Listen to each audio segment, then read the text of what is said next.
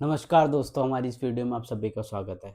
तो आज का जो टॉपिक ऑफ डिस्कशन होने वाला है, वो मैं बताने वाला हूँ आपको एक ऐसा ड्रग जो आपका ओपीडी से लेकर ऑपरेशन थिएटर तक यूज़ होता है, जिस ड्रग का नाम है नियोस्टिगमिन। अब ये नियोस्टिगमिन सबसे पहले कौन सी क्लास का ड्रग है?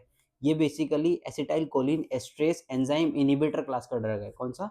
Acetylcholine esterase enzyme inhibitor class का ड्रग।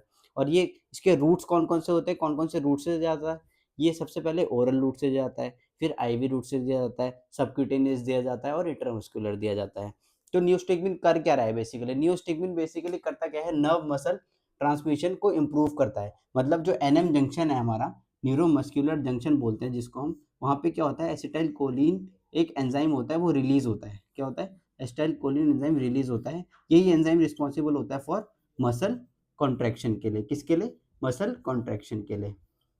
तो नियोस्टिगमिन कर क्या रहा है, इस एंजाइम को, एसिटाइलकोलिन एस्ट्रेस एंजाइम को इनहिबिट कर रहा है, ताकि एसिटाइलकोलिन जो है उसका ब्रेकडाउन ना बढ़े, उसका ब्रेकडाउन क्या हो जाए, कम हो जाए, और ये एंजाइम यहाँ पे न्यूरोमस्कुलर जंक्शन पे क्या हो जाए, इंक्रीज हो जाए, और इंक्रीज होने की वजह से क्या होगा, मसल कॉन्ट्रैक्शन हो जाए। तो ये क्या कर रहा है, एसिटाइलकोलिन एस्ट्रेस एंजाइम एसिटाइलकोलिन के प्रोडक्शन को क्या कर रहा है, मतलब ब्रेकडाउन को डिक्रीज कर रहा है और प्रोडक्शन को बढ़ा रहा है न्यूरोमस्कुलर जंक्शन पे, जिसकी वजह से मसल कॉन्ट्रैक्शन इंप्रूव हो रहा है पेशेंट में। तो ये बेसिकली उन पेशेंट्स में दिया जाता है जिनमें क्या हो, पैरालिसिस हो गया हो पेशेंट्स को, जैसे पेटोसिस के पेशेंट्स हो गए, जिनमें क्या होता है, आईलिड्स क्या हो जाती है, गिर जाती है पेटोसिस का पेशेंट। अभी आगे मैं एक केस डिस्कस करूंगा इसी वीडियो में पूरा, तो आप इस वीडियो को लास्ट तक देखिए बिल्कुल। तो एसिटाइलकोलिन एंजाइम इन्हिबिटर होता है। अब ये कौन कौन सी कंडीशन में दिया जाता है, जैसे कि माइस्थेनिया ग्रेविस हो गया, फिर post operative ileus and urinary retention. इसका मतलब समझिए, post operative ileus and urinary retention का मतलब है, पोस्ट ऑपरेटिव मतलब सर्जरी के बाद कभी कभी क्या होता है, पेशेंट का बाउल मूवमेंट नहीं हो पाता है और ब्लैडर कांटेक्ट नहीं कर पाता है, यूरिनरी रिटेंशन हो जाता है, मतलब ब्लैडर की जो मसल्स है वो कांटेक्ट नहीं कर पाती है, जिसकी वजह से वो पेशाब नहीं कर पाता है पेशेंट। तो उसको रिवर्स करने के लिए क्या दिया जाता है, नियोस्टिगमिन दिया जाता है। फिर reversible of non polarising muscle relaxant. अब क्या होता है, पेशेंट को बेसिकली बहुत सारी सर्जरीज ऐसी होती है जिसमें जनरल एनेस्थीसिया देना पड़ता है। अब जनरल एनेस्थीसिया कर क्या रहा है, बेसिकली पैरालिसिस कर रहा है। क्या कर रहा है? पैरालिसिस कर रहा है, या फिर मसल्स को क्या कर रहा है, रिलैक्स कर रहा है। तो पोस्ट ऑपरेटिव क्या होता है, पेशेंट की मसल्स को वापस कॉन्ट्रैक्ट करवाने के लिए क्या दिया जाता है, नियोस्टिगमिन जैसी ड्रग दी जाती है, ताकि पेशेंट का मसल रिलैक्सन हो सके, ताकि पेशेंट का मसल कॉन्ट्रैक्शन हो सके।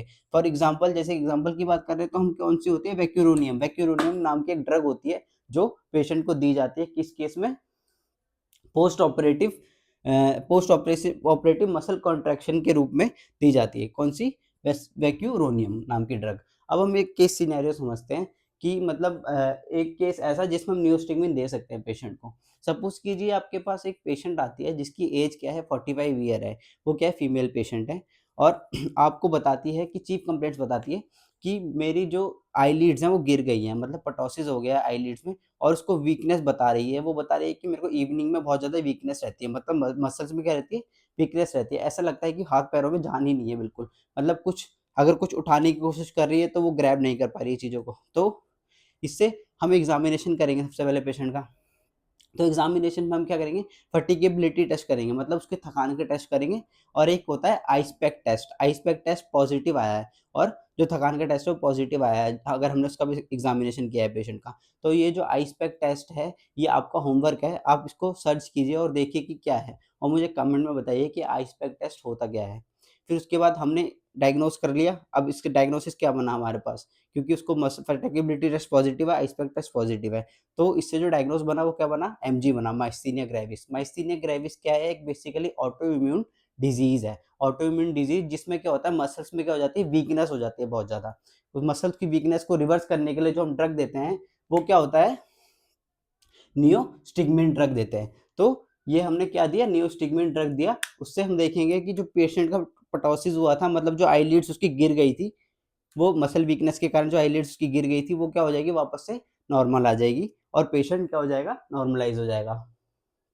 तो ये तो हो गया नियोस्टिगमिन, मतलब हमने एक केस डिस्कस किया कि जिसमें एक फीमेल पेशेंट थी, उसको माइस्थेनिया ग्रेविस हमने डायग्नोज किया। अब हम इसके कुछ साइड इफेक्ट्स देख लेते हैं। नियोस्टिगमिन के कुछ साइड इफेक्ट्स भी होते हैं। तो क्या क्या साइड इफेक्ट्स होते हैं इसके, वो देख लेते हैं एक बार।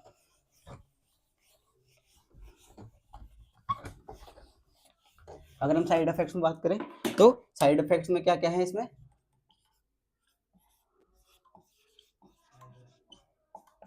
इंक्रीज सलाइवेशन, मतलब सलाइवेशन इंक्रीज हो जाएगा, मतलब जो थूक बनता है मुंह में वो क्या हो जाएगा, इंक्रीज हो जाएगा। क्यों हो जाएगा? क्योंकि एसिटाइल कोलिन क्या हो गया है, इसमें इंक्रीज हो गया है। कहाँ पे इंक्रीज हो गया है? एनएम जंक्शन पे। तो एसिटाइल कोलिन क्या है, ये मस्करेनिक रिसेप्टर को क्या कर रहा है, एक्टिवेट कर रहा है। क्या कर रहा है? मस्करेनिक रिसेप्टर को क्या कर रहा है, ओवर एक्टिवेट भी कर देता है कभी कभी ये।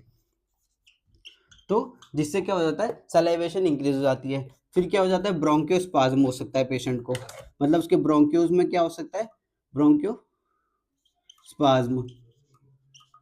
मतलब उसके ब्रोंक्यूल्स में क्या हो सकता है, स्पाज्म हो सकता है, जिससे उसको सांस लेने में दिक्कत हो सकती है। तो ये तो हो गए इसके साइड इफेक्ट्स। तो इन साइड इफेक्ट्स को कंट्रोल करने के लिए कभी कभी क्या होता है, इसके साथ क्या दी जाती है, एट्रोपिन, एट्रोपिन नाम की ड्रग दी जाती है, ताकि ये जो मस्क्रेनिक ओवर, मतलब ओवर रिएक्टिव मस्क्रेनिक रिसेप्टर्स है, इनको क्या करा जा सके, कंट्रोल करा जा सके। तो ये तो थी पूरी नियोस्टिग्मिन की कहानी, कि मतलब नियोस्टिग्मिन कौन सी क्लास से बिलोंग करता है, फिर हम उसके यूजेस क्या क्या थे, और फिर हमने केस डिस्कस किया, और फिर उसके साइड इफेक्ट्स हमने पढ़े। तो धन्यवाद। अगर आपको हमारी ये वीडियो पसंद आई हो तो हमारी इस वीडियो को लाइक कीजिए, चैनल को सब्सक्राइब, और ऐसी मेडिकल इन्फॉर्मेटिव वीडियोज़ के लिए हमारे साथ जुड़े रहिए, और इस वीडियो को ज़्यादा से ज़्यादा शेयर कीजिए।